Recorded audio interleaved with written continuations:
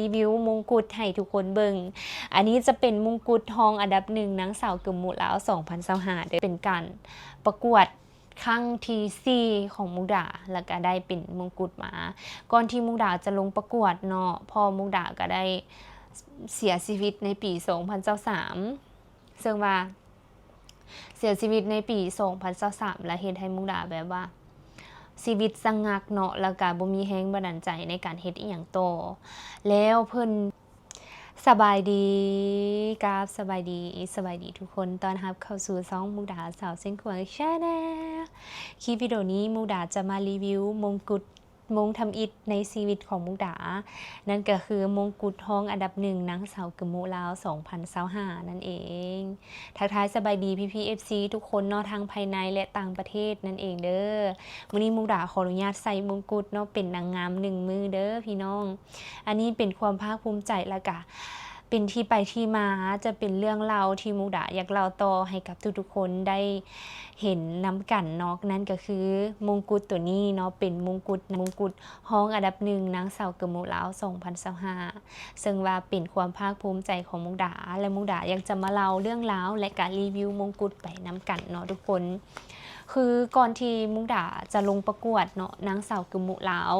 เชื่อว่าหลายๆคนที่ติดตามมุกดาบางคนก็อาจจะบ่ฮู้เนาะหรือว่าบางคนก็อาจจะฮู้แล้วว่ามุกดาได้มีการลงประกวดและได้รับตำแหน่งเป็นห้องอันดับหนึ่งนางสาวกึมมุลาว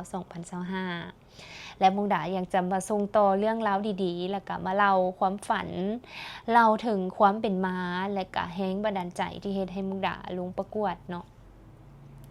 อันนี้แม่นสำหรับหลายๆคนที่มีความฝันหรือว่าเชื่อว่าตอนยังน้อยทุกคนมีความฝันและเป็นเด็กน้อยที่คิดว่าใหญ่มาอยากเป็นหยังและหนึ่งในนั้นที่มุกดามีในหัวนั่นก็คือการเป็นนางงามการมีมงกุฎอยู่ในหัวอันนี้เป็นความฝันที่มุกดามีตั้งแต่โดนแล้วเนาะทุกคนแต่ตอนน้อยๆแล้วใหญ่ขึ้นมาเนาะมุกดาก็เติบโตจากครอบครัวที่เขตทางไก่ซกลีกเนาะทุกคนใหญ่ขึ้นมามุกดาก็ได้เข้ามาเรียนอยู่ในเมืองก็เลยมีโอกาสได้รู้จักกับเวทีต่างๆก่อนหน้านี้น้องมุกดาหลังจากเรียนจบน้องมุกดาก็ได้มีการลงประกวดนางสาวลาว Miss Universe นางสาวลาวอีกรอบหนึ่งหลายๆรอบแต่มันก็ยังบ่ฮอดความฝันเฮาเทื่อเนาะบ่ได้เข้ารอบแล้วก็ได้เข้ารอบแต่บ่ได้เข้ารอบเลิกถึงขั้นได้มงกุฎและเวทีนางสาวกึมมุลาวเป็นอีกหนึ่งเวทีที่ส่งเสริมแม่หญิงกึมมุเนาะแล้วมุกดาก็เป็นคนหนึ่งที่เป็นชนเผ่ากึมมุซึ่งว่าหลายๆคนคิดว่ามุกดาเนาะเป็นคนที่เป็นคนลาวแท้ๆที่จริงแล้วมุกดาเป็นลูกครึ่งลาวกึมมุเด้อทุกคนพ่อมุกดาเป็นกึมมุเนาะแม่มุกดาเป็นคนลาวดังนั้นแล้วมุกดานับและดังนั้นแล้วมุกดาเป็นชนเผ่ากึมมุฉะนั้นแล้วมุกดาก็เลยมีโอกาสเนาะเป็นช่องทางให้มุกดาสามารถลงประกวดนางสาวกึมมุลาว2025ได้อันนี้เป็นสิ่งหนึ่งที่แบบอันนี้เป็นสิ่งหนึ่งที่มุกดาไว้ภาคภูมิใจและอยากเว้าให้ฟังเนาะเป็นอย่างมุกดาจึงประกวดนะทั้งที่บ่ประกวดก็ได้นะเฮาอายุหลายแล้วแต่ว่ามุกดาบ่ลืมความฝันของตัวเองเนาะทุกคนบ่ลืมความฝันแล้วก็บ่เสียดายในภายหลังถ้าเฮาผ่านไป30ปี40ปีเฮาอาจจะเสียดายในภายหลังแบบนี้นะทุกคนอันนี้ก็คือเป็นการประกวดครั้งที่4ของมุกดาแล้วก็ได้เป็นมงกุฎมาก่อนที่มุกดาจะลงประกวดเนาะพอมุกดาก็ได้เสียชีวิตในปี2023ซึ่งว่าเสียชีวิตในปี2023และเฮ็ดให้มุกดาแบบว่าชีวิตสงักเนาะแล้วก็บ่มีแรงบันดาลใจในการเฮ็ดอีหยังต่อแล้วเพิ่นก่อนเพิ่นจะจากไปเนาะเพิ่นก็ได้ส่งสัญญาณและมีอีหยังบางอย่างเนาะมาดลบันดาลให้มุกดาฮู้ว่ามุกดาจะต้องสืบสานแล้วก็ส่งต่อจิตวิญญาณของการเป็นชนเผ่ากึมมุให้กับทุกๆคนได้เห็นได้รับรู้หั้นนะเพราะว่าหลายๆคนหั่นใช้ชีวิตไปแล้วอาจจะลืมฮีตของประเพณีอย่างต่างๆแบบนี้เนาะแล้วพอมุกดาก็อยากให้มุกดาสืบสานและรักษาวัฒนธรรมตัวนี้มุกดาก็เลยจื้อคำนั้นเนาะของลาวว่ามุกดาก็เลยจื้ออยู่ในใจก็เลยว่ามาเฮ็ดตามความฝันตัวนี้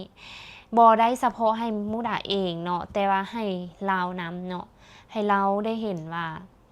เฮากะได้ตอบบุญแทนคุณโดยการที่เฮาลงประกวดนางสาวกึมโมเพื่อเป็นการเผยแพร่เพื่อเป็นการส่งเสริมชนเผ่ากึมโมเนาะแล้วก็เราน่าจะได้เห็นแล้วเนาะในสิ่งที่เฮาได้เฮ็ดไปและก็ได้เป็นกระบอกเสียงอีหยังหลายๆอย่างให้แม่หญิงกึมโมที่อยู่เขตทางไกลเนาะคือมุกดาได้ตอบคำถามไปเนาะในช่วงที่ว่ามุกดาลงประกวดจะให้ทุกคนไปติดตามคำถามที่ว่ามุกดาได้ก็คือเจ้าจะเฮ็ดแนวใดให้แม่หญิงลาวที่เป็นชนเผ่ากึมโมกล้าแสดงออกมุกดาตอบไปแนวใดทุกคนมื้อนั้นเนาะคิดบอกเลยว่าตัวเองจะตอบแบบนั้น แต่ว่าไปเบิ่งน้ำกันทุกคน Enggak, cita yang me kok penggak, cita yang me kok pemancai niนะอย่างนี้ในนามซึ่งแฮมเมกก้อนนึ่มกระหมูเหลาแฮมจะวิธีแนวเมกเพื่ออันนอนนี่กล้าแสดงเรียนโดยสำหรับน้องแล้วแมนอยากส่งเสริมให้วัยหนุ่มทุกคนผ่านความย่านของตนเองถ้าหากว่าตอนนี้เจ้ากำลังบ่มั่นใจและบ่กล้าแสดงออกเฮาคือหมู่กันน้องเองก็เคยเป็นคนหนึ่งที่มีความย่านและมีความบ่มั่นใจแต่น้องถึงจะย่านสำใดน้องก็จะลงมือเฮ็ดมันจนมีนาทีสุดท้ายเพื่อความฝันของตนเองคือดังกับน้องเองที่ข้ามผ่านความย่านและลงประกวดณเวทีแห่งนี้เวทีนางสาวกึมโมลาว 2025 น้องอยากบอกกับวัยหนุ่มทุกคนโดยเฉพาะแม่นวัยหนุ่มของชนเผ่ากึมโมที่อยู่เขตทางไกลซอกลีถ้าหากว่าตอนนี้ยังบ่มั่นใจให้เบิ่งมาที่น้องเองก็ยังบ่มั่นใจแต่มายืนอยู่บนนี้และอยากบอกว่าถ้าน้องเฮ็ดได้นะทุกคนวัยหนุ่มทุกคนก็สามารถเฮ็ดได้คือกันและสุดท้ายนี้แฮมขอพระเยือมแรงกองแรงฮาริเยือมอันแฮมขอพระเยือมและนี่ก็คือเป็นคำตอบจากทั้ง3หมายเลข MKL 15 MKL 09 และ MKL 06น้ำกัน เอินได้ว่าแต่ละน้องตอบมาได้ดีหลาย อันนี้ก็เป็นคำตอบของมุกดาเนาะที่มุกดาตอบไปมื้อนั้นอันตอบจากใจจริงเนาะคันเฮาบ่กล้าเฮ็ดบ่กล้าลงมือเฮาก็อยู่จุดเก่าเนาะทุกคนข้ามผ่านความย้านของตัวเอง อันนี้เป็นคลิปสาระดีๆเนาะบ่ได้หวังยอดวิวแล้วก็บ่ได้หวังอีหยังเนาะเพียงแต่อยากถ่ายไว้เป็นที่ระลึกแล้วก็จะมารีวิวมงกุฎให้ทุกคนเบิ่งอันนี้จะเป็นมงกุฎทองอันดับ1นางสาวกึมโมลาว 2025 เด้อทุกคนนี้เป็นแบบนี้เลย แล้วอันนี้จะเป็นกองมงเนาะอันนี้จะเป็นกองมงกุฎนั่นเองเนาะทุกคนเดี๋ยวจะให้ทุกคนเบิ่งนี่หนักประมาณ5-7 โลเนาะหนักทุกคนยอหนักแฮงกองมงกุฎแล้วก็ไข่ออกมาทุกคนไข่ออกมาก็จะเป็นมีอันนี้จะเป็นสายสะพายเนาะแล้วก็จะเป็นมงกุฎอยู่ทางด้านในเลยและมุกดาจะมารีวิวสายสะพายให้ทุกคนเบิ่งอ๋อได้ยินเสียงตึกอันนี้จะเป็นสายสะพายเนาะสายสะพายจะมีกาดตัวนี้แล้วก็จะมีห้องอันดับ1เนาะนางสาวกึมโมลาวห้องอันดับ1นางสาวกึมโมลาว 2025 เย้จะลึกไว้ในปี 2025 ทุกคน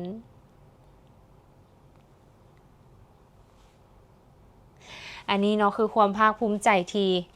เพิ่นก็จะสลักเป็นสีแดงเพราะว่าชนเผ่ากึมโมส่วนหลายจะมีเอกลักษณ์เป็นไซส์เสื้อผ้าอย่างก็จะเป็นสีแดงเมิดเนาะทุกคนแล้วจะเป็นแดงเลือดนกแดงกำแบบนี้นั่นเองอันนี้ก็มุกดาก็จะลึกไว้เนาะแล้วก็จะอัดคลิปนี้ไว้เบิ่งในอีก10 ปี20 ปีข้างหน้าเนาะ และใบนี้เนาะทุกคนและใบนี้เพิ่นจะมีการรับสมัครนางสาวกึมโมลาว 2026 สำหรับใครที่ว่ามีลูกหลานหรือว่ามีคนรู้จักสามารถที่จะส่งเข้าประกวดอยู่ที่ Facebook Fanpage นางสาวกึมโมลาว 2026 นางสาวกึมโมลาวได้หรือว่ามิสกึมโมลาวนั่นเองเนาะทุกคนสามารถติดตามได้สำหรับคลิปวิดีโอนี้เนาะมุกดากะจะได้ลาทุกคนไปก่อนทุกคนแล้วพบกันใหม่ในคลิปวิดีโอต่อไปสบายดี